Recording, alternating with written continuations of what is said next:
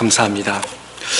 지난 주일날 성령이 충만한 교회라는 주제의 말씀을 전거했습니다. 성령이 충만한 교회는 주님의 약속을 기다리는 것이라고 말씀드렸습니다. 예수님께서 말씀하셨습니다. 오직 성령이 너희에게 임하시면 너희가 권능을 받고 예루살렘과 온 유다와 사마리아와 땅끝까지 이르러 내 증인이 되리라 하시니라. 또 성령이 충만한 교회는 오순절날 그들은 한 곳에 모여 있었다는 것입니다. 초대교회 성도들의 특징은 모이기에 힘을 썼습니다. 사도의 가르침을 받고 교제하며 떡을 떼며 기도에 힘을 썼습니다. 오순절 날이 이미 이르매 그들이 다 같이 한 곳에 모였더니 성령이 충만한 교회는 그들에게 성령이 임했습니다. 마태, 마가, 누가, 요한 복음의 말씀을, 복음서의 말씀을 보면은 제자들이 좀 우리말로 비실비실했습니다. 확신이 없습니다. 확고한 것이 없습니다. 그러나 사도행전에서 나타나는 제자들의 모습은 목숨이라도 내놓을 만큼 그들에게 담대함이 있었습니다. 복음서와 사도행전의 사이는 뭐냐면 바로 성령의 제자들에게 임하셨다는 것입니다. 성령이 제자들에게 불투명하고 두려운 그들 가슴에 예수 그리스도의 십자가의 부활, 복음의 확신을 그들 가슴에 새겼다는 것입니다. 성령이 충만함을 받는 우리 모든 믿음의 성도들 될 수 있기를 축복합니다. 오늘은 기도하기를 힘쓰는 교회, 기도하기를 힘쓰는 교회라는 주제의 말씀을 증거하기를 원합니다. 아직 1월이라서 새해라는 말을 계속 사용하겠습니다. 새해 우리 교회의 주제가 무엇입니까? 든든히 서가는 교회, 든든히 서가는 교회로 새해를 시작했습니다. 든든히 서가는 교회는 어떠한 교회인가? 하나님의 말씀과 기도로 하나님께 더 가까이 나아가는 개인과 교회의 공동체를 말씀하고 있습니다.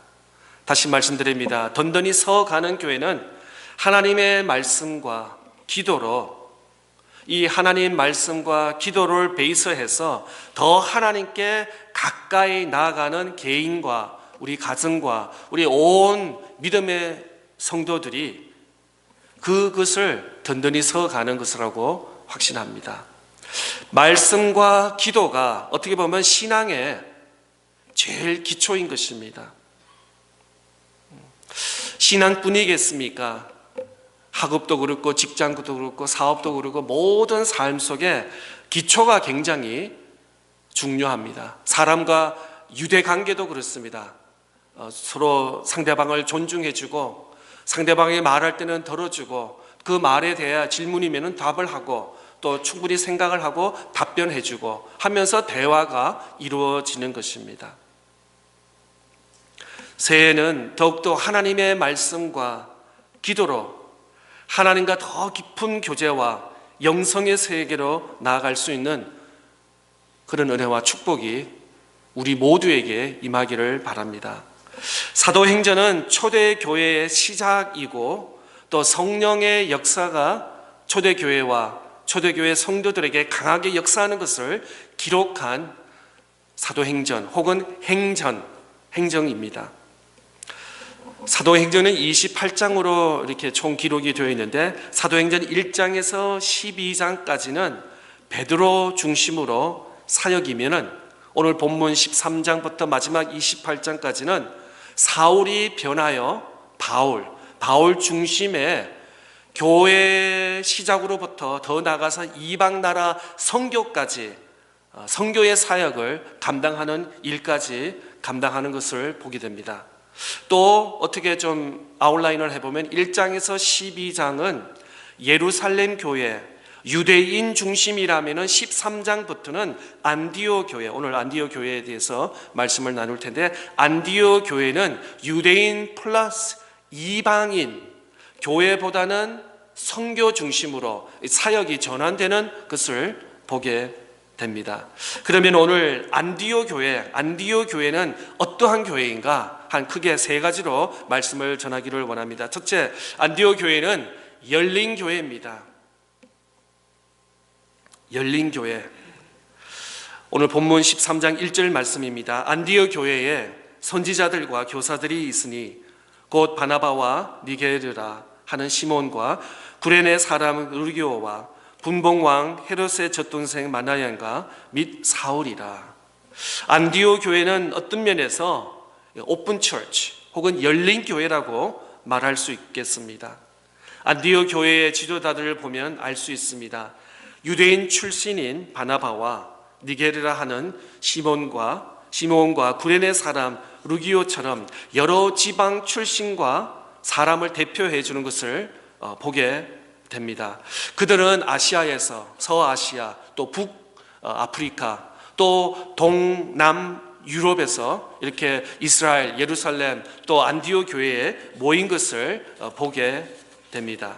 이렇게 안디오 교회는 유대인뿐만 아니라 이방 나라에게 온 사람들에게 함께하는 이 리더십이 구성된 교회라고도 볼 수 있습니다.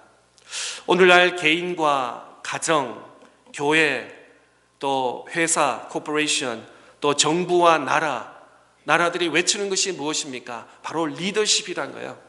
우리에게 좋은 리더를 보내더라고, 리더십을 보내달라고. 특별히 2020년 코로나 이후에는 각 세계에 변화되는 모든 변화가 많기 때문에 각 나라의 대통령 혹은 총리, 왕 이런 리더십에 이전에는 통했지만 지금은 시대가 변하기 때문에 이전에 했던 일들이 잘 이루어지지 않는 그 새로운 리더십을 아우성치고 있는 것을 보게 되는 것입니다.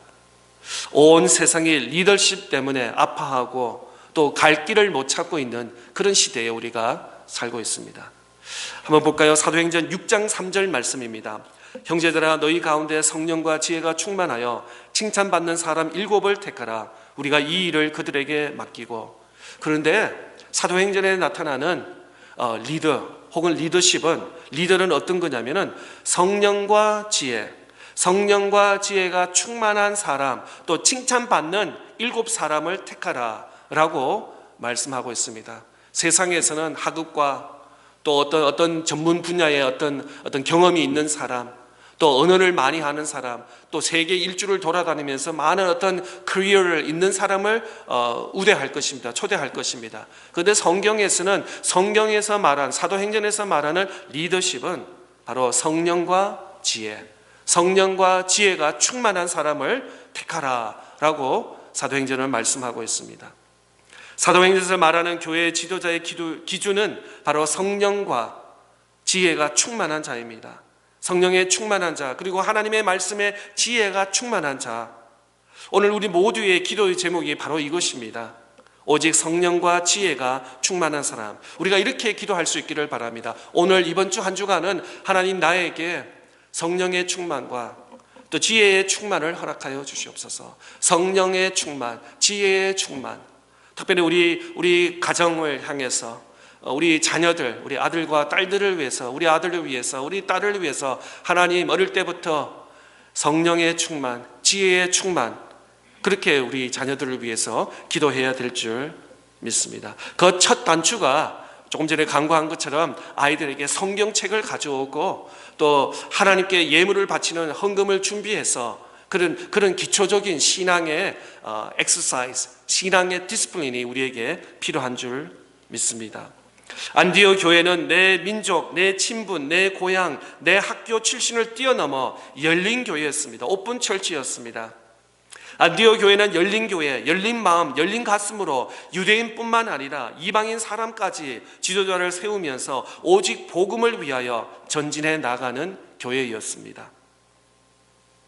다양한 사람들이 모일수록 열린 교회를 세워나가야 하는 것입니다.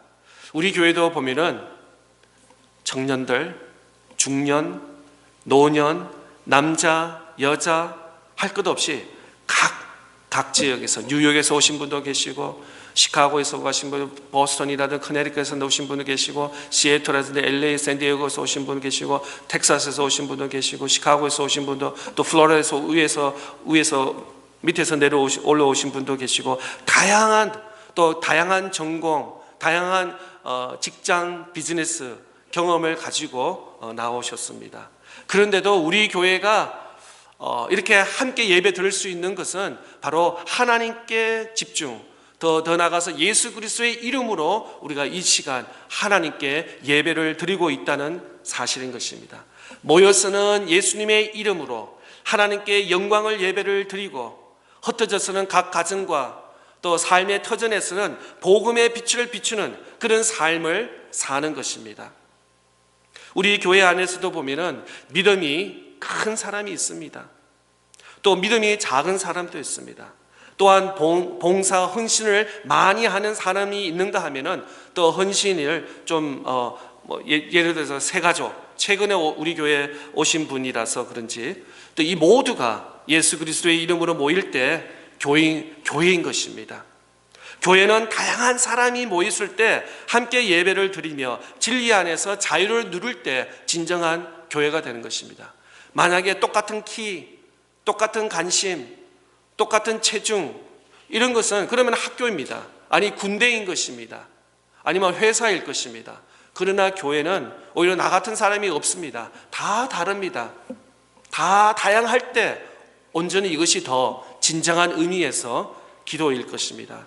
한번 띄워주세요. 성 어거스틴은 본질에 대해서 이렇게 말씀하고 있습니다. 성 어거스틴은 본질에 대해서는 단결, 비본질에 대해서는 자유, 그러나 모든 것에서는 사랑을 말하고 있습니다. 그렇습니다. 바로 하나님의 말씀, 진리, 성경 말씀, 또 우리가 말씀과 기도로서 예배를 드리고 전도하고 땅끝까지 선교하고, 이런 본질적인 교회가 그리스도인이 또 교회가 해야 할 일, 이 본질에서는 흔들림이 없이 단결이 되고, 그러나 비본질에 대해서는 우리가 자유를 누릴 수 있어야 되는 줄 믿습니다. 그리고 교회 안 밖에서 하는 모든 행위는 사랑으로, 그리스도 예수 사랑으로 우리가 임할 때 하나님께 영광을 돌릴 수 있는 귀한 교회가 될 수 있을 줄 확신합니다. 두 번째로 안디옥 교회는 기도하는 교회였습니다. 오늘 본문 13장 2절 말씀입니다. 주를 섬겨 금식할 때에 성령이 이르시되 내가 불러시키는 일을 위하여 바나바와 사울을 따로 세우리라 하시니, 안디옥 교회는 기도하는 교회였습니다. 기도하는데 어디까지 하냐면은 금식까지 하는 기도였습니다. 얼마나 주님을 사랑하는지 금식 기도까지 할 정도의 열심이 있고 주님을 사랑하며 기도하는 안디옥 교회 성도였습니다. 우리가 잘 아는 존 웨슬리는 1703년도에 영국에서 태어났습니다. 그리고 영국 개신교, 특별히 감리교 메시디스트 처치를 운동을 시작한 인물이고, 그 성령의 그 바람이 영국뿐만 아니라 미국과 전 세계의 감리교 웨슬리안 처치를 창립한 존 웨슬리입니다. 그런데 존 웨슬리의 특별히 5가지 영성 이 훈련이 있습니다. 그 중에 중요한 것이 바로 기도, 그 다음에 말씀, 그 다음에 성찬. 우리 교회에서는 1년에 3차례, 4차례 당회 중심으로 성찬식을 이렇게 하고 있습니다. 또 소그룹, 세일 모임, 우리 작년 3월부터 우리가 세일 그룹을 하고 있습니다. 그리고 마지막 금식. 다시 말씀드려서 기도, 말씀, 성찬, 그 다음에 세일 소그룹, 그 다음에 금식. 이런 5가지를 집중적으로 한 사역이 바로 존 웨슬리 감리교 사역이라고 말할 수 있을 것입니다. 그런데 오늘날 보면은 저도 개인적으로 한 2-3번밖에 금식기를 한 경험이 없습니다. 많은 오늘 교회 기도는 강조하는데 금식기도라는 것은 물만 마시고 음식을 취하지 않는, 하루가 되든 이틀이 되든 3일이 되든 그 이상이 되든 어떤 기도 제목을 가지고 집중적으로 기도하는 그걸 말하는데, 초대교회에서는 이렇게, 안디옥 교회에서는 금식기도도 하신 것 같습니다. 그런데 오늘날 저부터 시작해서 이렇게 금식 기도를 강조하고 있지 않는 그런 사태에 있지만, 금식 기도를 통해서도 하나님께서 예비하신 은혜와 축복이 있는 줄 믿습니다. 성숙한 기도는 나 중심에서 타인으로 중심으로 바뀌는 기도인 것입니다. 나 중심에서 타인 중심으로, 그리고 교회, 이웃, 나라, 온 열방을 위해 기도가 성숙한 기도입니다. 그런 분은 아무도 없겠지만 그냥 나를 위해서만 기도 시작, 기도 끝이 아니라 나로부터 시작해서 우리 가족을 위하고 우리 자녀를 위하고 또 우리 이웃을 위해서 또 내가 잘 모르는 사람까지 기도할 수 있는 그런 영역이 넓어질 수 있기를 바라는 것입니다. 이웃을 위해 기도하고 교회를 위해서 기도하고 우리가 살고 있는 이 지역, 이 미국 땅, 또 우리 조국 대한민국을 위해서도 기도하고 더 나아가서 아프리카와 남미와 저 동남아 아시아까지 열방까지 위해서 기도할 때 기도의 영을 더해 주셔서 온전히 하나님께 우리가 기뻐하면서 기도할 수 있는 줄 믿는 것입니다. 안디옥 교회는 성도들은 깊은 금식을 통해서도 또 성령께서 바나바와 사울을 따로 세우라는 주님의 음성을 듣게 되었습니다. 마지막으로 세 번째, 안디옥 교회는 희생적으로 순종하는 교회였습니다. 오늘 본문 3절 말씀입니다. 이에 금식하며 기도하고 두 사람에게 안수하여 보내니라. 어떻게 보면 안디옥 교회는 개척 교회입니다. 막 시작하는 교회입니다. 한 사람 한 사람이 얼마나 중요한지 안디옥 교회는 정말 한 사람 한 사람 중요합니다. 그런데 이들은 안디옥 교회는 금식하고 기도해서 두 사람을 안수하고 보내기로 작정했습니다. 바나바와 사울을 선교사로 보내서 다른 지역에 복음 사역자로 세워나가는, 선교사로 세워나가는 것입니다. 지금으로 말하면 바나바와 바울은 어떻게 보면 단임 목사할 수 있을 것입니다. 어떻게 보면 중요한 그 교회 사역에 하는 분인데 그분을 파송시킨다는 것입니다. 쉽지 않은 결정입니다. 잘못 적응해서 유 목사 어디 가는구나 다음 주에 보내려고 그러지 마세요. 그건 아닙니다. 그래서 안디옥 교회는 금식하며 기도하고 안수하여 보내기로 결정합니다. 안디옥 교회는 주님의 복음 사역을 위하여 희생할 줄 아는 교회였습니다.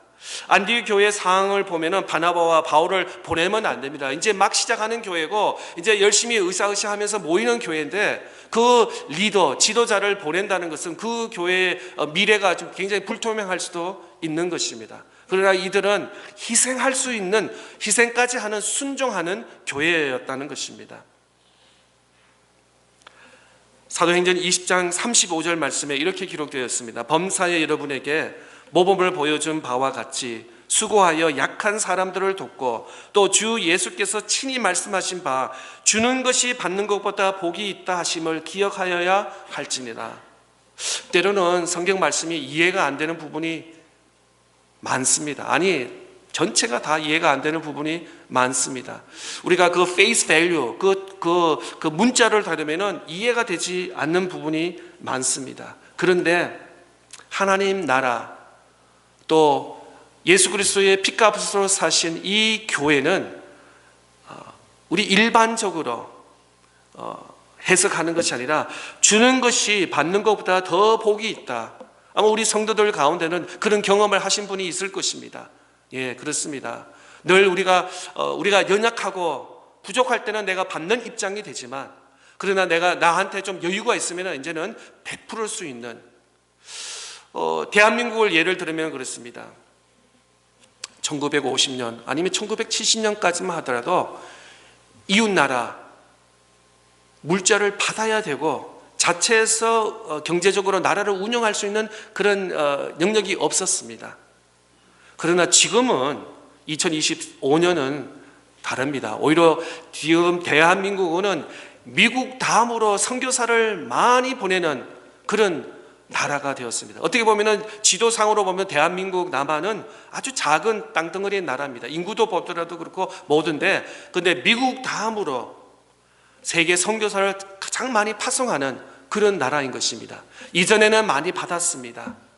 그러나 지금은 이제는 선교사를 베풀고 또 많은 기업들을 통해서 수출하는 그런 부한 나라, 그러나 하나님께 영광을 올리는 그런 나라가 하나님께 쓰임을 받는 나라인 줄 믿습니다. 우리 차타누가 교회도 마찬가지입니다.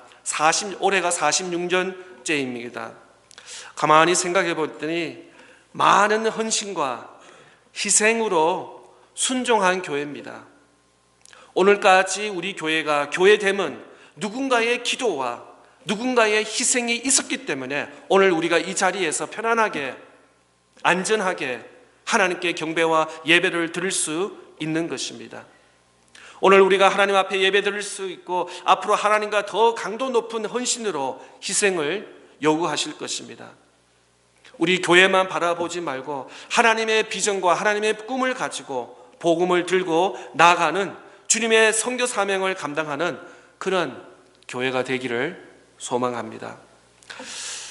LA 북부 지역이 지금 3주째 계속 산불이 나고 있습니다.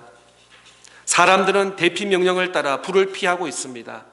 그런데 소방대원과 구조팀들은 어쩌면 다른 사람들을 구조하기 위해서 죽기를 각오하고 불 속으로 들어갑니다. 왜? 다른 사람은 집에서 그 네이버에서 나오라고 방송이라든지 여러 가지 미디어를 통해서 나오는데 소방대원과 이 구조팀들은 불 속으로 들어갑니다. 왜 그럴까요?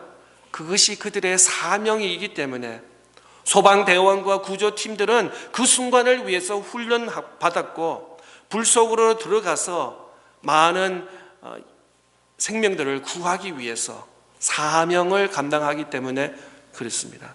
그런 면에서 오늘 저와 여러분 우리 그리스도인들은 또 우리 몸된 교회의 사명은 무엇입니까? 사도 바울의 고백입니다. 사도행전 20장 24절 말씀입니다. 우리 다 같이 한번 스크린을 보고 읽어볼까요? 시작. 내가 달려갈 길과 주 예수께 받은 사명 곧 하나님의 은혜의 복음을 전거하는 일을 마치려 하면은 나의 생명조차 조금 더 귀한 것으로 여기지 아니하노라. 사도 바울의 고백인 것입니다. 사도 바울은 사울이었을 때는 어떠한 삶을 살았습니까? 교회와 그리스도인들을 핍박한 사람이요, 죽이고 옥에 갇혀놓은 사람이었습니다. 제일 1등 공신이었습니다. 그런데 예수 그리스도의 복음, 은혜, 십자가의 부활의 은혜를 깨닫고 나서는 그의 180도 바뀌었습니다. 그의 사명, 그의 꿈, 비전, 모든 힘은 바로 예수 그리스도를 땅끝까지 복음을 전하는 일입니다. 교회는 예수 그리스도의 복음을 전하는 사명이 있습니다. 어떠한 상황에서도 교회는 열린 교회, 열린 마음, 열린 가슴으로 나와 같은 사람보다는 다른 사람이 훨씬 더 많이 있습니다. 나와 생각을 다르게 하는 사람이 많이 있을 수 있습니다. 그들을 열린 마음으로 열린 가슴으로 맞이하고 금식하며 기도에 힘쓰며 하나님의 뜻을 구하고 희생적으로 복음 사명을 감당하는 교회. 한 가정을 생각해 보십시오. 아이가 태어나서 어른이 되고 성인이 될 때까지 얼마나 부모님의 희생이 많이 있습니까?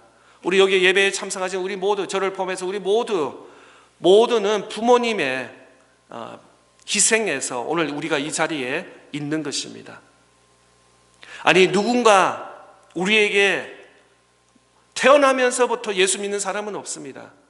모태신앙은 엄마 뱃속에서도 있을 수 있겠지만, 그러나 가만히 생각해보면 누군가의 영향력, 누군가가 교회 같이 가자, 누군가 한번 성경 읽자, 한번 바이블 스터디 가보자, 한번 예배 가자, 수련회 가자, 이런 권면이 있었을 것이고 누군가의 기도와 복음 전도가 있었기 때문에 저와 여러분은 오늘 이 자리에 앉아 있는 것입니다. 그런 의미에서 우리는 복음의 빚진 자인 것입니다. 차타누가 아닌 장로교회는 안디오 교회처럼 열린 교회, 기도에 힘쓰는 교회, 희생적으로 순종하는 교회가 되어 예수 그리스도의 복음을 전하는 교회와 모든 성도 되시기를 축복합니다. 우리 말씀을 기억하면서 우리 다 같이 일어나셔서 함께 찬양 드리겠습니다.